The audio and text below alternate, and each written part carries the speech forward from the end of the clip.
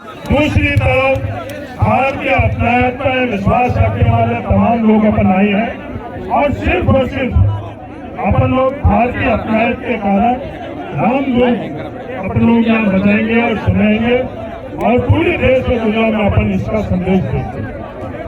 दूसरा, अपन अपने साथ 11,000 पौधे लेकर आए हैं।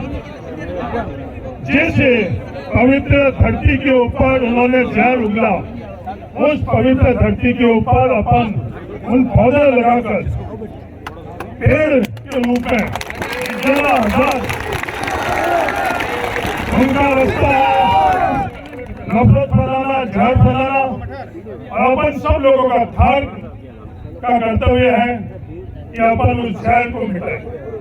तो जो नफरती बातें उन्होंने वहां करी, उसका जवाब वहां बासनपीर के तालाब में अपन लोग 11,000 पौधे लेकर आए हैं। जिला प्रशासन अपने को इजाजत नहीं दे रही है। अपन कानून नियम तोड़ने वाले नहीं।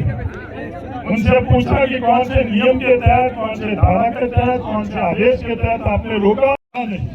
उसके बावजूद ये हाल अपना है, अपनी जिम्मेवारी है। जो सरकारी कर्मचारी जिला प्रशासन में लगे हुए हैं वो सिर्फ यहाँ अपनी पोस्टिंग तक सीमित है।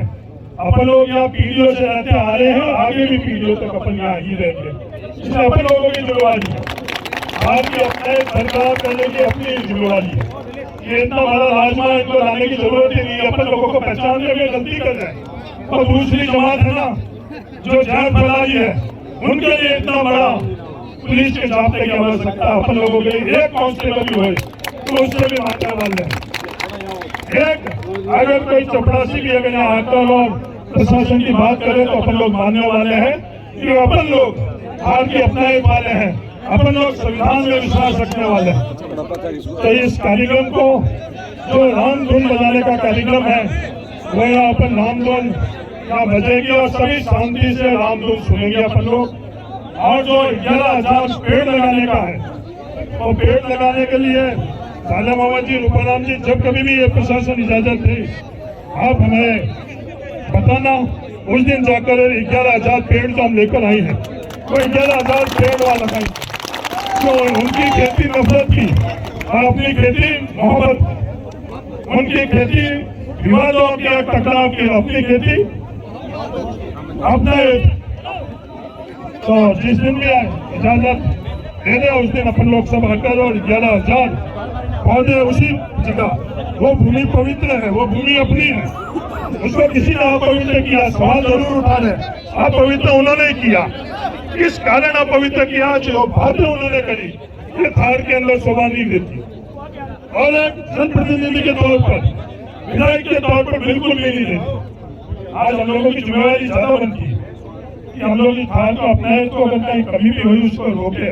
उसके जगह एक विधायक को आगे बढ़ाना और जो गैर संवैधानिक कृत्य यहाँ किया, ये जो पुलिस प्रशासन जो नियम और कानून पूछ रहे हैं, मैं उनसे पूछना चाहता हूँ, निवेदन करना चाहता हूँ, वो रोजनामचा के अंदर उस थाने के अंदर दर्ज हुआ या नहीं हुआ? अगर उस रोजनामचे थाने के अंदर दर्ज हुआ है तो आप निष्पक्ष, क्योंकि वो गैर संवैधानिक है। आज संविधान जब देश में लागू हो चुका है तो किसी भी नागरिक को आप बैन की तरफ अंकित कर उसको कामदार और शूद्र नहीं कह सकते। ये संविधान के खिलाफ है, कानून के खिलाफ है। अगर निष्पक्ष है पुलिस तो उनका रोजनामचा अपना आप कह देगा कि वो निष्पक्ष है। अगर निष्पक्ष नहीं है तो उनका रोजनामचा अपना आप कह देगा कि निष्पक्ष नहीं है। जो नियम और कानून बता रहे हैं, नियम और कानून सब पर लगते हैं। 163 की धारा जो उन्होंने लगाई, 163 की धारा जब लगाई थी उस वक्त नहीं लगाई जब नफरत और जहर फैलाने इनको सिरे से पता था, उस वक्त इन्होंने नहीं लगाई।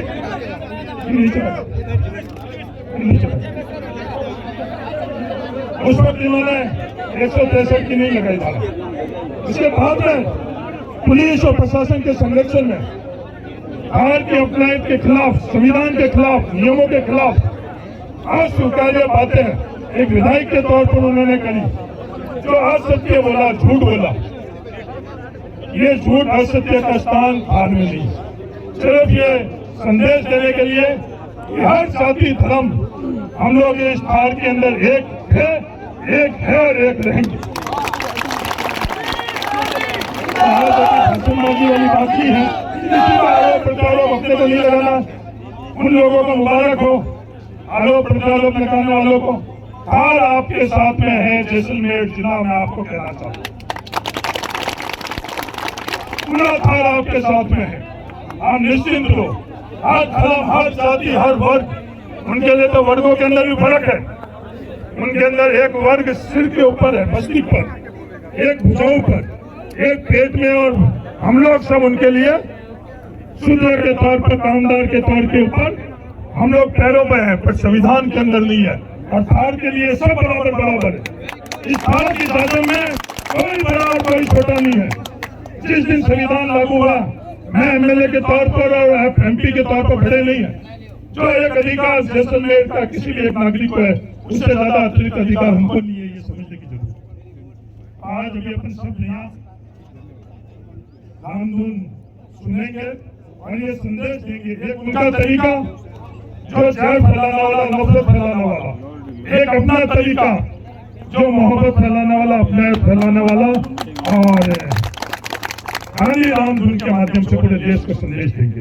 प्रशासन को जो काम करना था, प्रशासन वो काम नहीं कर रहा है। तो आने वाले वक्त के अंदर जब इनके बारे में बोला जाएगा, कहा जाएगा, जब अपने आप ही इनका निर्णय आने वाला समय करेगा। अपने को निर्णय करने की आवश्यकता नहीं है।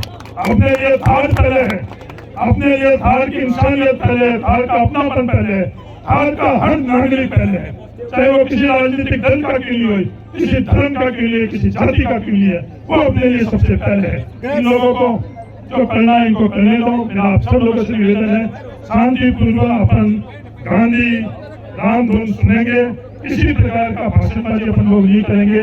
ये निर्णय हेमाराम जी और उमेदाराम जी ने किया, इससे पहले कोई भाषण हो गए हैं, उससे आप लोग सब समझ गए होंगे। फिर तो अपनी बात पहुंचाने के लिए मीडिया के मार्फत से आप और दुनिया को अपनी बात पहुंचा देंगे। धन्यवाद। राम राम।